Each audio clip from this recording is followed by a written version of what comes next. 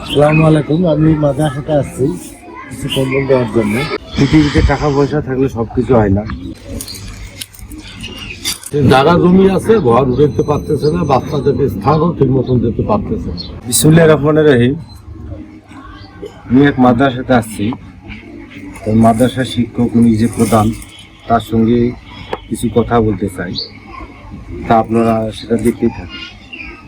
আসসালামু আলাইকুম। ওয়ালাইকুম আসসালাম ওয়া রাহমাতুল্লাহ। কি মাদ্রাসা? এটা হলো মাদিনাতুল উলুম নুরানি হাফিজিয়া মাদ্রাসা। ঠিকানা কোথায়?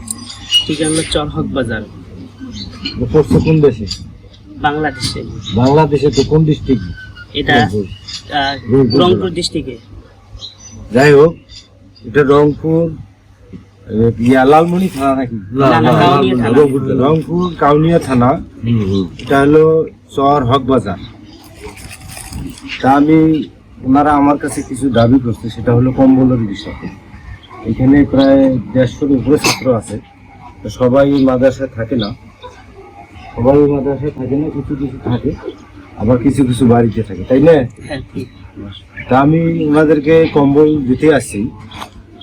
তা আসলে মাদ্রাসাটা আমি আসছি সরাসরি সেখানে আপনাদেরকে দেখাইতেছি। মানে মাদ্রাসাটা সবাই গ্রামের ভিতরে একটা শহর এলাকা। এই মাদ্রাসাটা দেখেন, এই মাদ্রাসা কিন্তু এই মাদ্রাসার অংশ এটা। এই পোশাকখানা থেকে ওরা নতুন তৈরি করছে, পোশাকখানা থাকে এই সাইডে পুরাটাই। এইখানে পাশে একটা পুকুরও আছে। পুকুরটা নয়, আমার পুকুরটা মাদ্রাসার নামটা আমার জন্য, কিন্তু এখানে দেখেন, এইখানে হয়তো একটা ঘর তোলা যাবে, কিন্তু তারা পারতেছে না। আর বড় বিষয় হলে যে ছাত্র দেখেন, অনেক ছাত্র আছে, কিন্তু সবারই তো আর বাপ মা নাই। সব কিছু আছে, যারা আশপাশ তাদের হয়তো আছে। তারা এই বিষয়ে যারা থাকার দরকার তারা থাকে, যারা থাকার দরকার নেই তারা বাড়িতে যায় থাকে। আর আপনারা দেখতেছেন এখানে কিন্তু ঘর, এখানে তো এত ছাত্র আসার কথা না। সেই ক্ষেত্রে হয়তো কিছু কিছু যা বাড়িতে থাকে, তাই না ভাই? জি জি, ঠিক আছে। হ্যাঁ, না, আর বড় বিষয় হলো যে আপনার এখানে কত ছাত্র আছে টোটাল? আমাদের এইখানে ছাত্রছাত্রী টোটাল আছে 200 জন। 200 জনের মধ্যে আমাদের এখানে 60 জন শুধু থাকে, আর বাকিদেরকে আমরা জায়গা দিতে পারিনি এখনো। আর তাছাড়া ঠান্ডার কারণে আবার কিছু ছাত্র বাড়িতে আছে, মানে ঠান্ডা লাগছে তো এই কারণে কিছু ছাত্র বাড়িতে আছে। যাই হোক, আমি আপনাদেরকে বলতেছি এই কারণে যে আমরা পৃথিবীতে টাকা পয়সা থাকলে সবকিছু হয় না। এটা একটা শিক্ষা প্রতিষ্ঠান। এখানে আমরা যত মানুষই আসি, যে যেখান থেকে দেখেন, যদি কোনো ব্যক্তি থাকেন বা কারো ইচ্ছুক থাকেন যে এই বিষয়ে কোনো কিছু সাহায্য করবেন, তারা নেওয়ার ইচ্ছুক আছে। এই বলতে যে আমি গতকালকে আসছি, ঠান্ডাটা কি পরিমাণ এটা বলার বাইরে, কারণ গ্রাম অঞ্চলে ঠান্ডাটা খুবই। তারা সব ছোট ছোট ছাত্র, বয়স কম, তো এইসব ছাত্র কিন্তু শিক্ষার দরকার। তা আমার কাছে কিছু কম্বল চাইছে, তা আমি কিছু কথা বলতে চাই। আরেকজন আমাদের গ্রামের পুলিশ, সে আমাকে নিয়ে আসছে। তা আপনারা তাদের সঙ্গে কিছু কথা আমি বলতেছি, আপনারা শুনতে থাকুন। আসসালামু আলাইকুম। আসসালামু আলাইকুম। আমি হঠাৎ করিয়া আমার সম্পর্কে নাতি হয় আব্দুর রহমান, ওনার সঙ্গে সাক্ষাৎ হলো।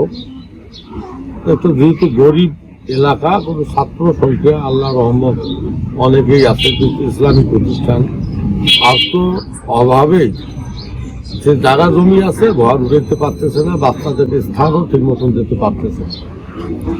এই উদ্দেশ্য করিয়া আমি এনাকে এখানে একটু নিয়ে আসলাম। আপনাদের কাছে অনুরোধ, যদি যতটুকু পারেন সহযোগিতা করতেই, তাইলে আল্লাহ দেয় বাচ্চার ঘরা উন্নত হবে, আল্লাহ দেয় কোরআন শিক্ষার প্রতিষ্ঠান। এইগুলি আমার বক্তব্য শেষ করছি। আসসালামু আলাইকুম। যাই হোক, সুন্দর কথা বলছে, নিয়ে আসে। যাই হোক, আমরা কিছু কম্বল নিয়ে আসি। কিছু কম্বলের দাবি করছে কিছু ছাত্রকে দেওয়ার জন্য। তা আপনি দু একজনকে ডাকবেন, আমরা আপনার হাত দিয়ে দেওয়া ছাত্রকে ডাকবেন।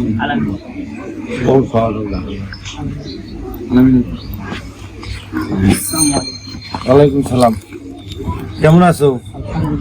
তুমি মাদ্রাসায় থাকো? হ্যাঁ, তুমি এই মাদ্রাসা কতদিন থেকে? 2 বছর আচ্ছা, মাদ্রাসায় যে তুমি থাকো, যে তোমার ঠান্ডা লাগে না? লাগে। আমি যে কম্বল নিয়েছি তাতে তোমার খুশি?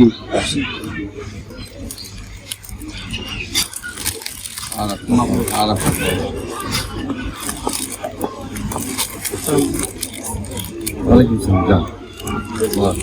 যাই হোক, আমি বেশি কিছু বলতে চাই না। আপনারা যে যেখান থেকে দেখেন, আমি আবারও বলতেছি, যদি কোনো ইচ্ছুক থাকেন এই ব্যাপারে কিছু সাহায্য করবেন।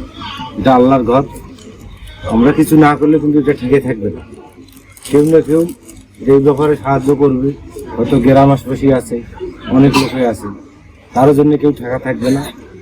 তাই সবাইকে বলতেছি, যদি কারো ইচ্ছুক থাকেন তাহলে এই ব্যাপারে একটু সাহায্য করুন। সবাই ভালো থাকবেন, সুস্থ থাকবেন। আল্লাহ হাফেজ।